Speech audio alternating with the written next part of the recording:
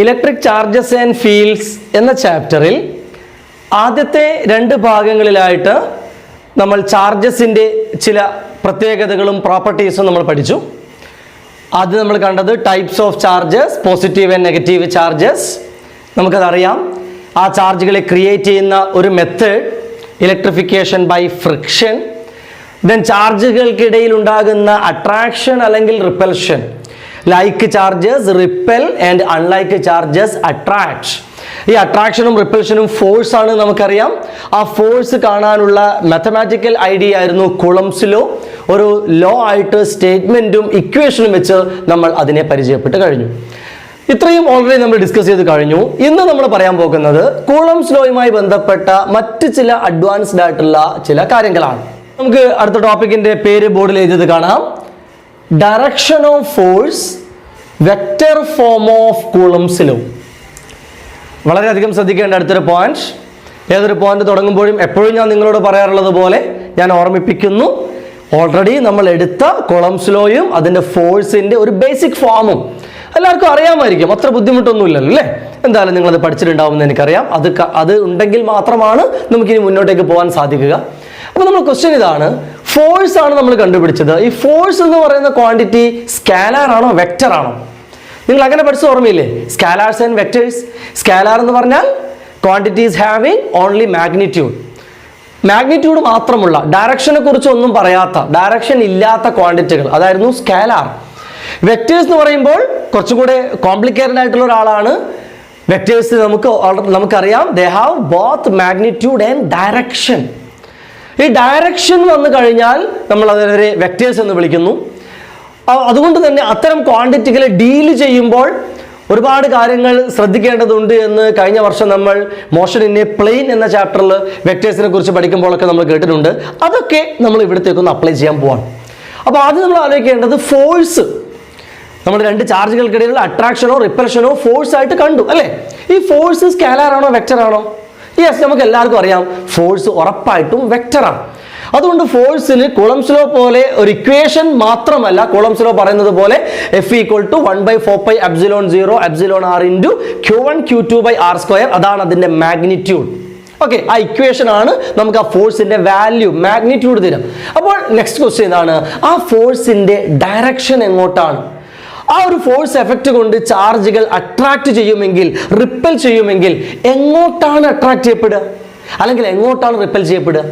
ഈ ഒരു ഐഡിയ ആണ് നമ്മൾ ഈ ഒരു വെക്റ്റർ ഫോമിലൂടെ പറയാൻ ശ്രമിക്കുന്നത്. വീണ്ടും വളരെ ഇമ്പോർട്ടൻ്റ് ആയിട്ടുള്ള ഒരു കോൺസെപ്റ്റ് ആണ്. തുടക്കം മുതലേ നല്ലോണം ശ്രദ്ധിക്കുക. കാരണം ഈ ഒരു ഐഡിയ ക്ലിക്കായി കഴിഞ്ഞാൽ ഇതുമായി ബന്ധപ്പെട്ട് വരുന്ന പല ഭാഗങ്ങളും നിങ്ങൾക്ക് പെട്ടെന്ന് മനസ്സിലാവും. ഓൾറെഡി ഞാൻ നേരത്തെ നിങ്ങളോട് പറഞ്ഞിരുന്നു, ബൈ ഹാർട്ട് ചെയ്യാൻ പോയാൽ നമുക്ക് അത് വലിയ സ്ട്രെയിൻ ഉണ്ടാക്കുന്ന കാര്യങ്ങളാണ്. അതേസമയം മനസ്സിലാക്കി പഠിച്ചാൽ ഫിസിക്സിൽ കുറച്ചേ ഉള്ളൂ. നമ്മൾ ഒരു സ്ഥലത്ത് പഠിക്കുന്ന കാര്യങ്ങളുടെ സിമിലർ കോൺസെപ്റ്റുകൾ പല സ്ഥലത്തും റിപ്പീറ്റ് ചെയ്ത് വരുമ്പോൾ നമുക്ക് പെട്ടെന്ന് പിക്ക് ചെയ്യാൻ പറ്റും. ഓക്കെ, അപ്പോൾ നമുക്ക് ടോപ്പിക്കിലേക്ക് വരാം. നമ്മൾ 2 ചാർജുകൾ എടുത്തു. C A positive and A negative charge. എന്താ ചെയ്യുക? പോസിറ്റീവ് ആൻഡ് നെഗറ്റീവ് ചാർജ് പരസ്പരം അട്രാക്ട് ചെയ്യും അല്ലേ? Q1 Q2 എന്ന് നമ്മൾ ഈ 2 ചാർജുകളെ പേര് വിളിച്ചാൽ they are Q1 and Q2. ഏത് ചാർജിനെ അട്രാക്ട് ചെയ്യുക? +Q1 ആയിരുന്നു, -Q2 ആയിരുന്നു. ഒരു പോസിറ്റീവും ഒരു നെഗറ്റീവും. എന്തായാലും അവർ അട്രാക്ട് ചെയ്യണം. Q1 Q2നെ അട്രാക്ട് ചെയ്യോ അതോ Q2 Q1നെ അട്രാക്ട് ചെയ്യോ? അതോ വലുത് ചെറുതിനെയാണോ ചെറുത് വലുതിനെയാണോ അട്രാക്ട് ചെയ്യുക? എന്താണൊരു മറുപടി?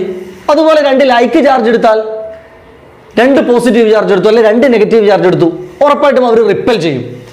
അവിടെ ഞാൻ +Q1 +Q2 എന്ന് 2 ചാർജുകൾ എടുത്താൽ Q1 Q2വിനെയാണോ Q2 Q1നെയാണോ റിപ്പൽ ചെയ്യാം? ഈ തരത്തിലുള്ള ക്വസ്റ്റ്യൻസും അതിൻ്റെ ഐഡിയകളൊക്കെയാണ് നമ്മൾ പറയാൻ പോകുന്നത്. അതിൻ്റെ ആൻസർ ഇതൊരു മ്യൂച്വൽ ഫോഴ്സ് ആണ് എന്നുള്ളതാണ്. Q1 Q2നെ മാത്രമല്ല, Q2 Q1നെ മാത്രവുമല്ല, 2 പേരും പരസ്പരം അട്രാക്ട് ചെയ്യും അല്ലെങ്കിൽ 2 പേരും പരസ്പരം റിപ്പൽ ചെയ്യും. ഈ റിപ്പൽഷൻ അത് വലുതാണോ ചെറുതാണോ എന്നുള്ളതിനെ ഒന്നും ഡിപ്പെൻഡ് ചെയ്യുന്നില്ല. വലുത് ചെറുതിനെ അട്രാക്ട് ചെയ്യാം, നോ, അങ്ങനെയൊന്നുമില്ല. 2 ആളും പരസ്പരം അട്രാക്ട് ചെയ്യും. ഈ അട്രാക്ഷൻ ഫോഴ്സിന്റെ ഡയറക്ഷൻസ് നമ്മൾ എങ്ങനെ വരയ്ക്കും? ഈ റിപ്പൽഷൻ ഫോഴ്സിന്റെ ഡയറക്ഷൻ നമ്മൾ എങ്ങനെ വരയ്ക്കും? രണ്ടും നമുക്ക് കാണണം. നമുക്ക് ആദ്യം റിപ്പൽഷൻ എടുക്കാം. So take 2 positive charges. One is positive Q1 and the other is positive Q2 with a separation R. ഇങ്ങനെയാണ് നമ്മൾ കൂളംസിലൊക്കെ പറയുമ്പോൾ അല്ലേ, ഒരു പിക്ചറൊക്കെ വരയ്ക്കാറ് ഇങ്ങനെയാണ്. രണ്ട് ചാർജും അതിന് ഡിസ്റ്റൻസ് കൊടുക്കും. അപ്പോൾ ഇവിടെ നമുക്ക് രണ്ടും പോസിറ്റീവ് ആയതുകൊണ്ട് നമുക്ക് പറയാം റിപ്പൽഷനാണ്. അതുകൊണ്ട് തന്നെ ആ റിപ്പൽഷൻ ഫോഴ്സിനെ കുറിച്ച് പറയുമ്പോൾ മ്യൂച്വൽ ഫോഴ്സ് ആണെന്ന് പറഞ്ഞു. Q1 Q2വിനെയും റിപ്പൽ ചെയ്യും, Q2 Q1നെയും റിപ്പൽ ചെയ്യും. അതുകൊണ്ട് ആ ഫോഴ്സുകൾക്ക് ഒരു വ്യക്തത വരാൻ വേണ്ടി, ഒരു ക്ലാരിറ്റി വരാൻ വേണ്ടി നമ്മൾ ആ ഫോഴ്സുകളുടെ പേരുകൾ ഒന്നും കൂടി ഒന്ന് കറക്റ്റ് പറയാൻ പോവാണ്. ഒരു പേര് എഴുതുന്ന ശ്രദ്ധിക്കാം. Force acting on Q1 by Q2. എന്താ ഇതിന്റെ അർത്ഥം? ഫോഴ്സ് ആക്ടിങ് ഓൺ Q1, Q1ൽ ആക്ട് ചെയ്യുന്ന ഫോഴ്സ്, ബൈ ആര് കൊണ്ട്? ബൈ Q2 കൊണ്ട്. ആ ഫോഴ്സ് റിപ്പൽഷൻ ആണെന്ന് നമുക്കറിയാം. അതുകൊണ്ട് Q2 Q1നെ റിപ്പൽ ചെയ്താൽ, വളരെ ശ്രദ്ധിക്കേണ്ട ഒരു പോയിന്റാണ് ഇത്. അങ്ങോട്ട് കൂടി മാറിപ്പോകരുത്. ഇതങ്ങോട്ട് കൂടി മാറിപ്പോയാൽ കോംപ്ലിക്കേറ്റഡ് പ്രോബ്ലംസ് ഒക്കെ ഭയങ്കര പ്രശ്നമായി പോകും. Q2 Q1നെ റിപ്പൽ ചെയ്യാം. നിങ്ങൾ മെക്കാനിക്കലി റിപ്പൽഷൻ എന്ന് പറയുന്നത് ഒരു പുഷിംഗ് ആണ് അല്ലേ? നമ്മളൊരു ബോഡി ഒരു സ്ഥലത്ത് വെച്ചിട്ട്, ഏതുപോലെ മെക്കാനിക്സിലൊക്കെ നമ്മൾ പഠിച്ചതുപോലെ ഒരു സർഫേസിൽ ഒരു ബോഡി എവിടെ വെച്ചു, A body of mass M. സിമ്പിളായിട്ട് മനസ്സിലാവാൻ ഞാനൊരു എക്സാമ്പിൾ പറയാം. എന്നിട്ട് ഒരാൾ ഈ ബോഡിയെ പുഷ് ചെയ്യുന്നു. എങ്ങോട്ട്? ഞാൻ ഇവിടെ നിന്നിട്ട് അങ്ങോട്ടാണ് പുഷ് ചെയ്യുന്നത്, അല്ലെങ്കിൽ നേരെ ഇപ്പുറത്ത് നിന്നിട്ട് എനിക്ക് ഇതിനെ അങ്ങോട്ടും പുഷ് ചെയ്യാം അല്ലേ? എങ്ങോട്ടും പുഷ് ചെയ്തൂടെ? അപ്പോൾ ഇവിടെ നിന്നിട്ടാണ് പുഷ് ചെയ്യുന്നതെങ്കിൽ, ഒരാൾ ഇവിടെ നിന്നിട്ട് ഇങ്ങോട്ടേക്കാണ് പുഷ് ചെയ്യുന്നതെങ്കിൽ അതെങ്ങോട്ടാ പോവാ? അതെന്ത് ക്വസ്റ്റ്യനാ? അത് ഈ സൈഡിലേക്ക് പോവും, ലെഫ്റ്റ് സൈഡിലേക്ക് പോവും. സെയിം ടൈം ഇത് ഇങ്ങനെയല്ല പുഷ് ചെയ്യുന്നത്, ഇവിടെ നിന്നിട്ട് ഇങ്ങോട്ടാണ് പുഷ് ചെയ്യുന്നതെങ്കിൽ ആ ബോഡി ഇങ്ങോട്ടേക്ക് റൈറ്റ് സൈഡിലേക്ക് മൂവ് ചെയ്യും. ഈ ഒരു ഐഡിയ ആണ് നിങ്ങളുടെ മനസ്സിൽ ഉണ്ടാവേണ്ടത് ഈ റിപ്പൽഷനെ കുറിച്ച് പറയുമ്പോൾ. അതാണ് നമ്മൾ ഈ ചാർജിലേക്ക് അപ്ലൈ ചെയ്യാൻ പോകുന്നത്. അപ്പോൾ ആ ഒരു സെൻസിൽ അങ്ങ് നോക്കുമ്പോൾ വളരെ സിമ്പിൾ ആണ്. Q2 ഇവിടെ നിന്നിട്ട് Q2 Q1നെ റിപ്പൽ ചെയ്താൽ ഇവിടെയുള്ള Q1നെയാണ് ഇയാളെയാണ് റിപ്പൽ ചെയ്യുന്നത്. ഓൺ എന്ന് പറയുന്ന വേർഡ് ശ്രദ്ധിക്കണം. On Q1. അപ്പോൾ ഈ Q1 ഇങ്ങോട്ട് ഈ സൈഡിലേക്ക് മൂവ് ചെയ്യും. ഈ സൈഡിലേക്ക് മൂവ് ചെയ്യുന്ന പറയുമ്പോൾ ഇങ്ങനെയാണോ പോവാ, അതോ ഇങ്ങനെയാണോ പോവാ, അതോ ഇങ്ങനെയോ? ഉണ്ടോ? അങ്ങനെയൊക്കെ പോകാൻ പറ്റുമോ? ഇല്ല. പോകുന്നത് സ്ട്രെയിറ്റ് ആയിട്ട്. നമ്മൾ ഈ രണ്ട് ചാർജസിനെയും കണക്ട് ചെയ്ത് വരച്ചൊരു ലൈൻ ഉണ്ടല്ലോ, ആ ലൈനിന്റെ കണ്ടിന്യൂഷൻ ആയിട്ട് ഇതിന്റെ സ്ട്രെയിറ്റ് ആയിട്ട് നമുക്ക് ഇങ്ങോട്ടേക്ക് ഒരു ലൈൻ കാണാൻ പറ്റിയാൽ അതിലൂടെ ആയിരിക്കും ഈ Q1 ആ ഭാഗത്തേക്ക് മൂവ് ചെയ്യാനുള്ള ടെൻഡൻസി കാണിക്കുക. അപ്പോൾ അതാണ് ഈ Q1 മൂവ് ചെയ്യുന്ന ഫോഴ്സിന്റെ ഡയറക്ഷൻ. അപ്പോൾ നമ്മളത് കൃത്യമായിട്ട് വരയ്ക്കുമ്പോൾ നമുക്ക് ഇതൊക്കെ അങ്ങ് മായ്ച്ച് കളയാം. ഇതൊന്നും വേണ്ട, ഇങ്ങനെയൊന്നുമല്ല, ഇങ്ങനെയൊന്നും ആണ് എന്ന് വിചാരിച്ച് കൺഫ്യൂഷൻ ആവരുത്. ഓക്കെ, അപ്പോൾ ഇതൊക്കെ പോട്ടെ. ഞാൻ കാണിക്കുന്നു. ഈ ലൈനിന് നേരെ നിങ്ങൾ പിന്നീട് വരയ്ക്കുമ്പോൾ, പ്രത്യേകിച്ച് എക്സാംസിനൊക്കെ വരയ്ക്കുമ്പം ഒരു സ്കെയിലും പെൻസിലും ഒക്കെ എടുത്തിട്ട് സ്ട്രെയിറ്റ് ആയിട്ട് തന്നെ വരയ്ക്കണം. ഈ ലൈനിന് സ്ട്രെയിറ്റ് ലെഫ്റ്റ് ഇങ്ങനെ വരും. ഇതാണ് ആ ഫോഴ്സ്. ആ ഫോഴ്സിനെ വിളിക്കുന്ന പേരാണ് വെക്റ്റർ F12. F12 എന്ന് വായിക്കരുത്, F12 എന്നാണ് അത് വായിക്കുക. 1ലേക്ക് 2 ഉണ്ടാക്കുന്ന ഫോഴ്സ് എന്ന് മീനിങ്. ഇത് വെക്റ്റർ സിമ്പലും. അപ്പൊ നമുക്കത് ഇവിടെ ഇങ്ങനെ എഴുതാം. ഈ കാണുന്നതാണ് വെക്റ്റർ F12. ഇങ്ങനെ ഡയറക്ഷൻ കാണിക്കുന്ന ഐഡിയ എത്രയേ ഉള്ളൂ സംഗതി മനസ്സിലാക്കിയാൽ. അപ്പൊ അതേസമയം അടുത്തൊരു ഒരു പേര് ഞാൻ ഇവിടെ എഴുതട്ടെ ഫോഴ്സിന്റെ. നിങ്ങൾക്ക് പറയാൻ പറ്റണം force on Q2 by Q1. അതിന്റെ പേരെന്തായിരിക്കും? അതിന്റെ പേര് വെക്റ്റർ F21 ആയിരിക്കും. Note 21, it is vector F21. അപ്പോൾ ഫോഴ്സ് ഓൺ Q2, ഈ Q2 ഇവിടെ നിന്ന് ഇങ്ങോട്ട് പുഷ് ചെയ്യുന്ന സെയിം ടൈം Q1 Q2വിനെ അങ്ങോട്ടും പുഷ് ചെയ്യുന്നുണ്ട്.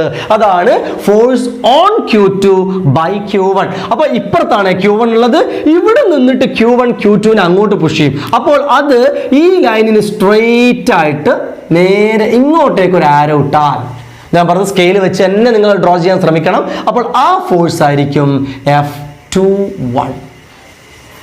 പ്രശ്നമുണ്ടോ? ഇങ്ങനെ കൃത്യമായിട്ട് ഫോഴ്സിന്റെ ഡയറക്ഷൻസ് വരയ്ക്കാൻ പറ്റണം. അതേസമയം ഒരു പോസിറ്റീവും ഒരു നെഗറ്റീവ് ആയിരുന്നെങ്കിലോ, ഇതിപ്പോൾ നമ്മൾ 2 പോസിറ്റീവ് എടുത്ത് 2 നെഗറ്റീവ് എടുത്താലും ഈ കാര്യം ഇങ്ങനെ തന്നെയായിരിക്കും. കാരണം 2 നെഗറ്റീവ് എടുത്താലും റിപ്പൽഷൻ തന്നെയാണ്. But if one charge is positive and the second charge is negative, we know then there is a force of attraction. അപ്പോൾ നമുക്കൊന്ന് വരച്ചാൽ ഇതാണ് പ്ലസ് Q1, ഇവിടെയുള്ളതാണ് minus Q2 with a distance R. Okay, അപ്പൊ പറയൂ, ഈ 2 ചാർജുകളും പരസ്പരം അട്രാക്ഷനാണ്. ഇതേ പേര് തന്നെ, പേരിലൊന്നും ഒരു ചേഞ്ചും ഇല്ല. Force on Q1 by Q2.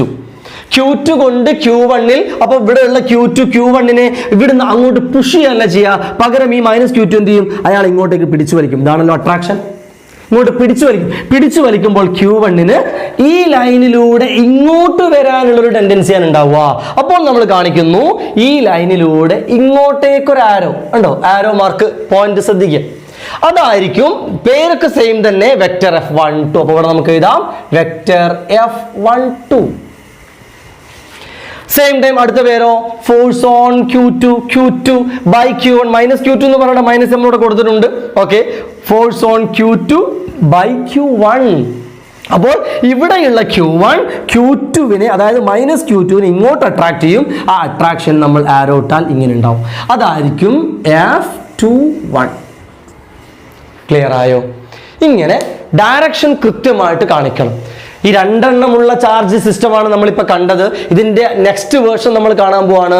3 ചാർജും 4 ചാർജും ഒക്കെ വന്നാൽ ഈ ഒരു അറേഞ്ച്മെന്റ് നമ്മൾ എങ്ങനെയൊക്കെ വരച്ചുണ്ടാക്കേണ്ടി വരും. അതിൻ്റെ മുന്നേ ഈ രണ്ട് ഫോഴ്സുകളെയും ഇനി മാത്തമാറ്റിക്കലി എഴുതുമ്പോൾ ശ്രദ്ധിക്കേണ്ട ഒരു കാര്യം കൂടെ. F12 എന്ന ഫോഴ്സ് വന്നു, ഇവിടെ ആവട്ടെ F12. Okay, according to Coulomb's law the equation is F12 or vector F12 is equal to the constant is 1/4πε0 epsilon r into Q1 Q2 divided by, അല്ലെ, ചാർജിന്റെ പ്രൊഡക്റ്റ് വന്നു, Q1 into Q2 divided by ഡിസ്റ്റൻസിന്റെ square എടുക്കണം. നമ്മൾ എന്താ ചെയ്യാന്ന് വെച്ചാൽ ഈ F12 കാണുമ്പോൾ ഈ ഡിസ്റ്റൻസിനെ നമ്മൾ R12 എന്ന് പേര് വിളിക്കും. 1 മുതൽ 2 വരെയുള്ള ഡിസ്റ്റൻസ് എന്നുള്ള ഉദ്ദേശത്തിൽ. ഓക്കെ, സോ നമ്മൾ ഇവിടെ എഴുതുന്നു R12 എന്ന ഡിസ്റ്റൻസിന്റെ സ്ക്വയർ ഇൻറ്റു അതിന്റെ കൂടെ ഒരു R12 ക്യാപ്പ് എന്നും കൊടുക്കും. ക്യാപ്പ് എന്നൊക്കെ എഴുതി പഠിച്ചത് ഓർമ്മയുണ്ടോ? ക്യാപ്പ് എന്ന് പറഞ്ഞാൽ യൂണിറ്റ് വെക്ടർ അല്ലേ, അതിന്റെ വാല്യൂ 1 അല്ലേ. അപ്പോൾ ഈ വാല്യൂ ഇവിടെ വന്നാൽ ഇത് ഇൻറ്റു 1 എന്നൊരു വാല്യൂ ആണിത്. ആ ടേം ഇവിടെ വന്നതുകൊണ്ട് പ്രത്യേകിച്ച് ഫോഴ്സിന് പ്രശ്നമൊന്നും വരുന്നില്ല. ബട്ട് ഇയാൾ ഇവിടെ അപ്പിയർ ചെയ്ത് കഴിഞ്ഞാൽ അതിന്റെ അർത്ഥം എന്താണ്? അങ്ങനെ അവിടെ വന്നു നിന്നാൽ ഈ എഴുതിയത് മൊത്തം ഒരു വെക്ടർ ആണെന്ന ഉദ്ദേശം.